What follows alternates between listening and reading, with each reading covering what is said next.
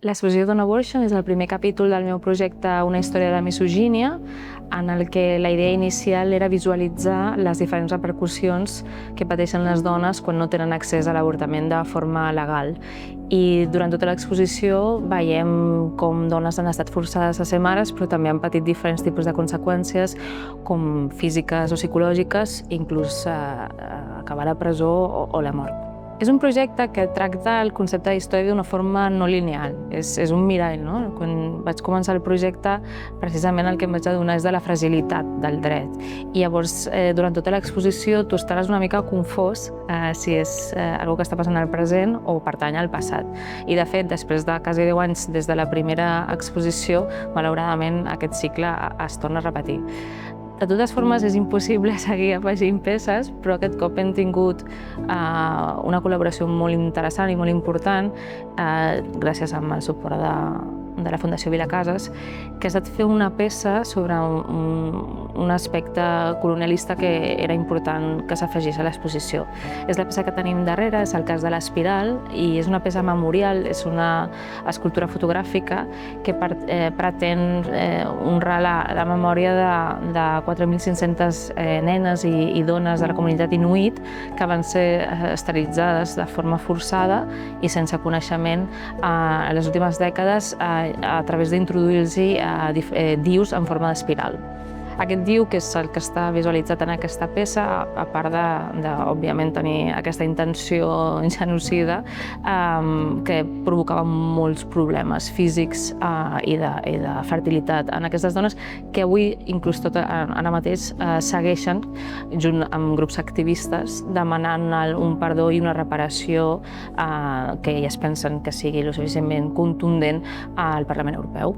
A més de la peça inèdita feta per l'ocasió del cas de l'Espiral, tenim una col·laboració amb el Museu d'Història de Medicina de Catalunya, que ens ha cedit, per una banda, estris ginecològics, així com una cadira de parts absolutament increïble, que sempre és un vincle local que intentem fer, que és molt interessant, no? Perquè part de la història que estic explicant es repeteix allà on l'exposició va, i nosaltres també, òbviament, formem part d'aquesta història.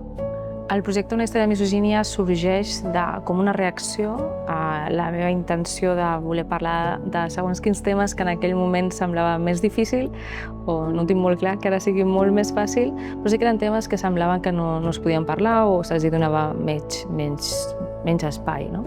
O potser s'anirien explicat d'una forma que fotogràficament, des del meu punt de vista, es podia intentar trobar una manera diferent. Llavors, en Abortion, que va ser el primer capítol, de fet, neix també com una reacció a aquesta intenció que tenia, i de fet va conquerir parcialment el govern del PP d'aleshores, de restringir l'accés a l'avortament a Espanya. Llavors, per mi va ser, des d'un punt de vista bastant naïf, adonar-me que els meus privilegis també estaven en perill, no? I, de fet, aquest projecte neix com a reacció a aquesta fragilitat de la qual me n'adono, i després, òbviament, quan faig tot un projecte i un procés de recerca, me n'adono de la complexitat i de la gravetat. De fet, en aquell moment era una xifra de 47.000 dones que morien al món per no tenir accés a l'avortament, que és la llavor que després porta la idea de visualitzar aquestes repercussions.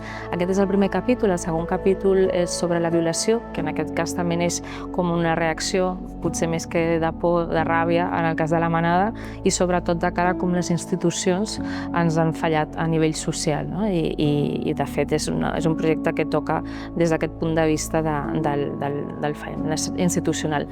Hi ha un tercer capítol, que és l'últim, és el 9, que és On Mass Hysteria, que de fet no és el tercer, és la gènesis, i tracta sobre el tema de la histèria col·lectiva i també tots els biases que hi ha al voltant de la medicina i del tractament de part de la comunitat mèdica i acadèmica de les històries en relació amb la dona i la seva salut.